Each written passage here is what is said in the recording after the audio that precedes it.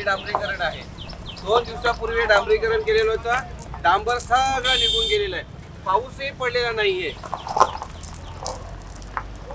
ही खडी फक्त टाकलेली आहे आणि लोकांना फक्त फसवण्याचं काम चालू आहे। बघा ही खडी, हे डांबरीकरण, हे डांबरीकरण, हे अशा प्रकारचं डांबरीकरण इथे करतात ते लोकांना सक्षम मूर्ख बनवण्याचं काम चालू आहे। या अशा प्रकारचं मूर्ख बनवण्याचं काम चालू आहे एकदम।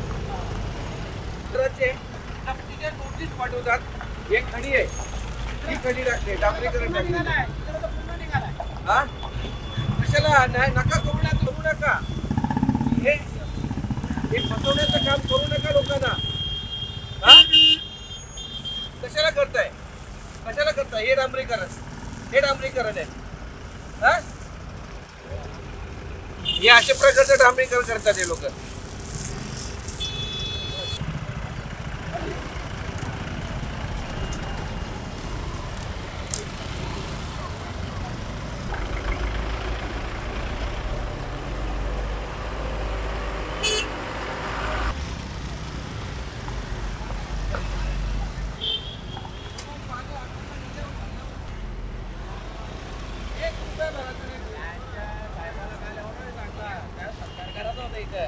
मात्रे 27 गाव संघ समितीचा उपाध्यक्ष।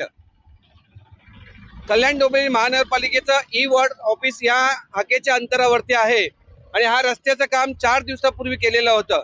मी आता खडी हातात उचलून देखील दाखवली, त्यातलं डांबर निघून गेलेलं आहे आणि फक्त खडी तिथे शिल्लक राहिलेली आहे।